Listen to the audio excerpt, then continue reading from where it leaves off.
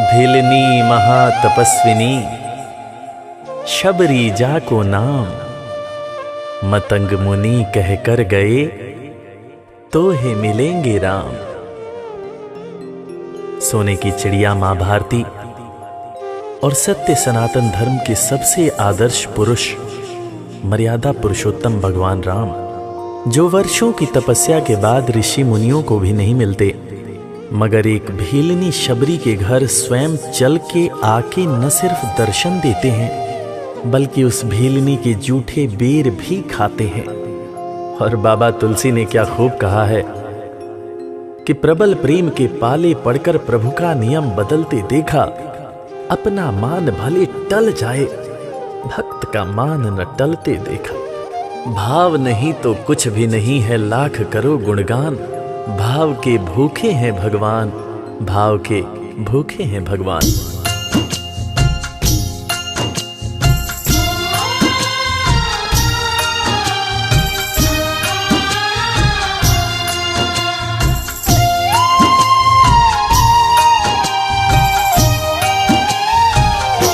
भाव के भूखे हैं भगवान, भाव के भूखे हैं भगवान, भाव के भूखे हैं भगवान, भाव के भूखे हैं भगवान। भाव नहीं तो कुछ भी नहीं है, भाव नहीं तो कुछ भी नहीं है, लाख करो गुणगान। भाव के भूखे हैं भगवान, भाव के भूखे हैं भगवान। भाव के भूखे हैं भगवान, भाव के भूखे हैं भगवान।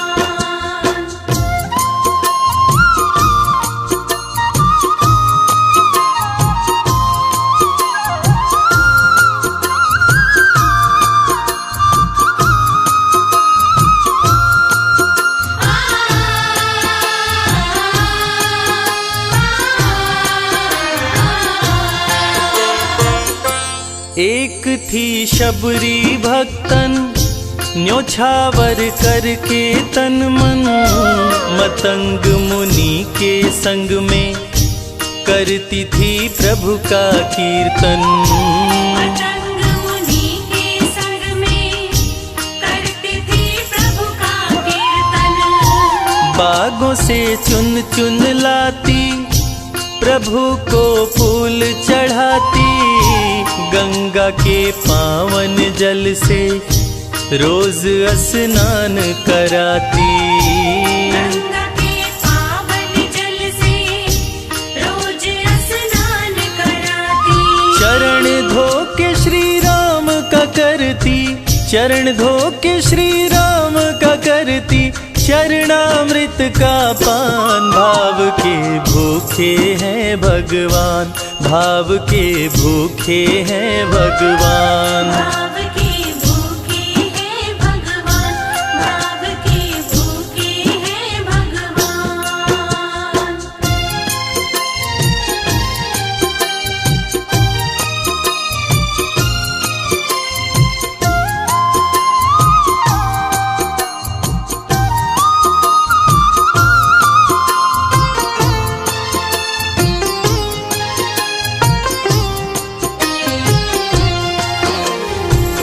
धैर्य एक ऐसा प्रसाद है जो इंसान को महान बना देता है। मतंग मुनि मां शबरी से कह गए कि शबरी तेरे दरवाजे राम जरूर आएंगे, और शबरी ने 10,000 साल तक प्रतीक्षा किया। शबरी को देखने वाले न सिर्फ उसे पागल कहते थे बल्कि कहते थे, ये कौन दिखात कुटी मां नारी ते उतजाती है मूद भरी, छिन भीतर बाहर होत छिना सुख सो नहीं बैठत एक घड़ी, यही के तन में कछुपीर भई ये वियोगिन मानस माहि जरी, अब जान पड़ी रघुनाथ के प्रेम की मूर्ति रूप ये है शबरी। मतंग शबरी को बताए, बहु भांति समझाए, सबर कर कुछ दिन शबरी, मिलन के दिन अब आए। सबर कर कुछ दिन शबरी, मिलन के दिन अब आए। राम जी तुमसे मिलेंगे मेरी कुटिया में आकर, शबरी को धैर्य बंधाकर समाधि लिए गुरुवर।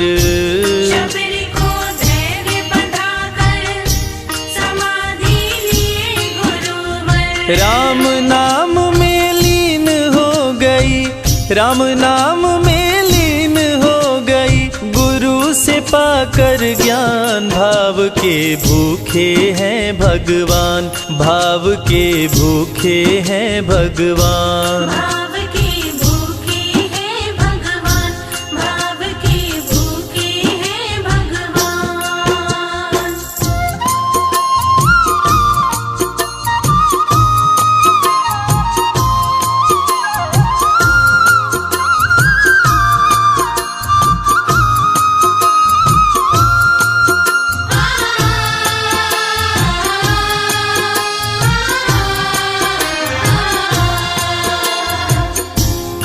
माँ शबरी के गुरु महामुनि मतंग जब अपने नश्वर शरीर का त्याग कर रहे थे, तब माँ शबरी ने उनसे पूछा, हे गुरुवर, मुझे मेरे राम कहाँ मिलेंगे? इस पर महामुनि मतंग ने शबरी को जवाब दिया कि शबरी, अरे दुनिया राम को ढूंढती है, मगर तू तो ऐसी खुशनसीब है कि तेरे दरवाजे राम स्वयं चलकर आएंगे।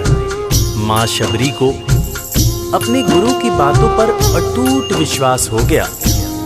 माँ शबरी हर रोज राहों पर फूल बिछाती थी, चुन चुन कर मीठे बेर चख चख कर इकट्ठा करती थी, ताकि मेरे प्रभु श्री राम जब आएंगे तो बड़े प्यार से इसका भोग लगाएंगे। राहों पर फूल भी बड़ी सावधानी से शबरी माँ बिछाती थी।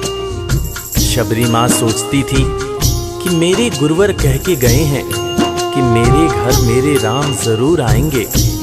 शबरी माँ राहों पर दूर दूर तक फूल बिछाती कि प्रभु श्री राम के पैर में कहीं कोई कांटा न चुभ जाए। राह पे फूल बिछाती, वो मीठे बेर को लाती, मेरे प्रभु राम आएंगे, नैनों में सपने सजाती। मेरे प्रभु राम आएंगे, नैनों में सपने सजाती। राम से प्रीत लगा के वो निश दिन राम पुकारे, उमरिया बीती जाए रे कि अखियां पंथ निहारे।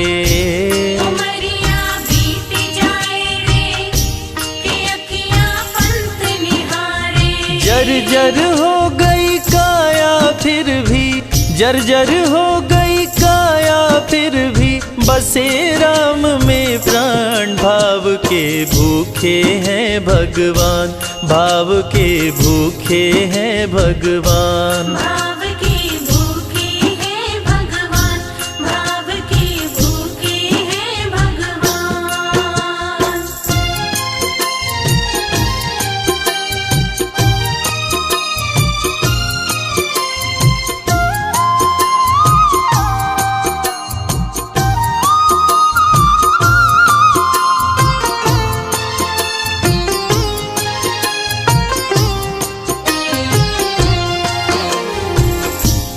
समय समय के साथ बीतता गया।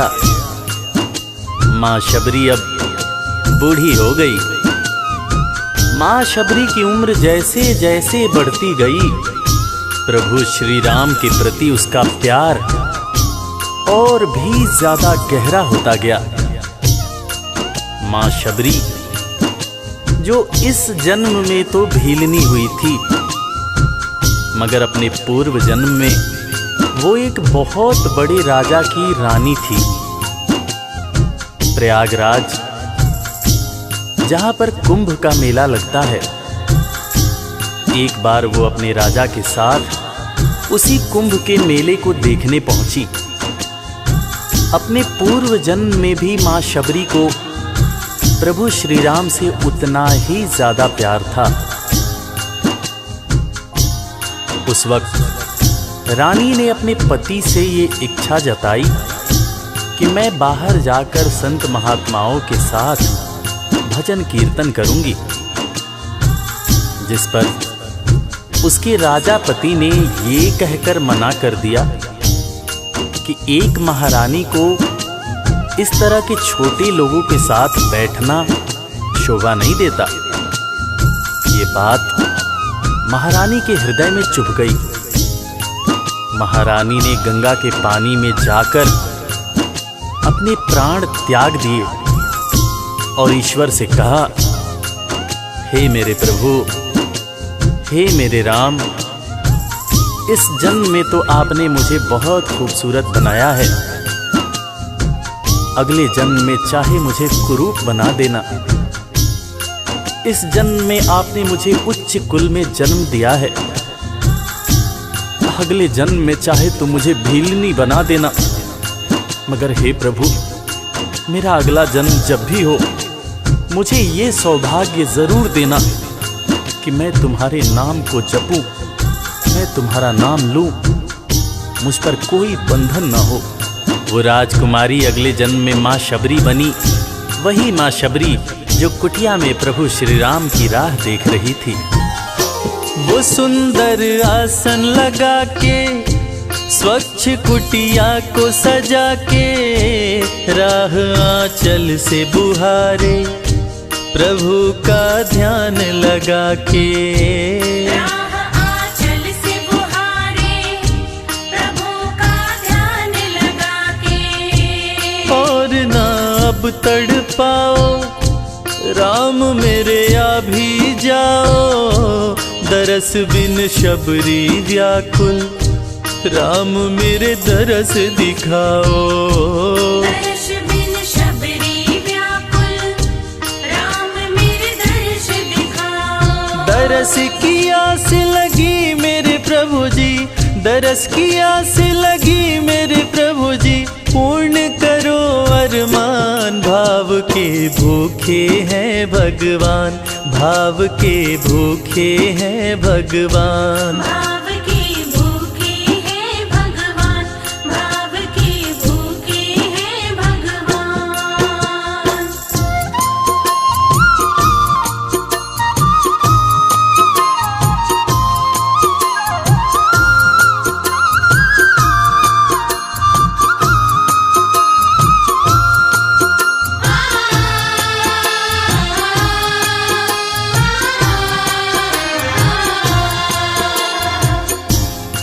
अजगर करे न चाकरी, पंछी करे न काम, दास मलूका कह गए सबके दाता राम।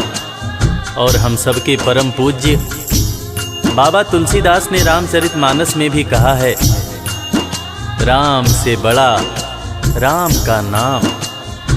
और यही काम माता शबरी दिन रात कर रही थी। बस वो एक ही बात बार बार बोले जा रही थी कि मेरे राम आएंगे, मेरे राम आएंगे। वो हर वक्त हे राम बोलती रहती थी। प्रभु श्री राम जब अपने भाई लखन के साथ माता सीता की खोज में वन में दर दर भटक रहे थे, तो उनके कानों में ये आवाज गूंजी। उन्होंने अपने भाई लखन से कहा, प्रिय अनुज, ध्यान से सुनो। मेरी एक माता है जो वर्षों से मेरी प्रतीक्षा कर रही है। मैं भी अपनी माता को देखने के लिए बहुत व्याकुल हो रहा हूं। चलो अनुज, माता शबरी की कुटिया में चलते हैं। प्रभु श्री राम माता शबरी की कुटिया में आते हैं। माता शबरी की नजर जब प्रभु श्री राम के ऊपर पड़ती है तो माता की आंखों से खुशियों के आंसू धारा प्रवाह बहने लगते हैं। माता शबरी रो रो के कहने लगती है, मेरे राम आप आ गए, मेरे राम आप आ गए। आंसू भरी आंखों से मां शबरी प्रभु श्री राम और वीर लखन को देखे जा रही थी। दोनों हाथों को जोड़कर दौड़े दौड़े माँ शबरी ने प्रभु श्री राम के पैर पकड़ लिए और कहने लगी, मेरे राम, मैं तो 2 जन्मों से आपकी प्रतीक्षा कर रही थी। लोग मुझे पागल बुला रहे थे। मेरे गुरुदेव ने मुझसे कहा था कि शबरी, राम लक्ष्मण के साथ एक दिन तेरी कुटिया में जरूर आएंगे, जरूर आएंगे। राम संग लखन को आते, देखी प्रभु को मुस्काते, प्रभु के पास में आई, कुटिया से दौड़ लगाते। प्रभु के पास में आई, कुटिया से दौड़ लगाते। राम से मिलन हुआ जब, तो शबरी सुध बुध खो गई, प्रभु के पाँव पकड़ के भाव में विह्वल हो गई। प्रभु के पाँव पकड़ के भाव में विह्वल हो गई। खुशी के आंसुओं से पग धोए, खुशी के आंसुओं से पग धोए, भक्त न शबरी समान, भाव के भूखे हैं भगवान, भाव के भूखे हैं भगवान। भाव के भूखे हैं भगवान, भाव के भूखे हैं भगवान।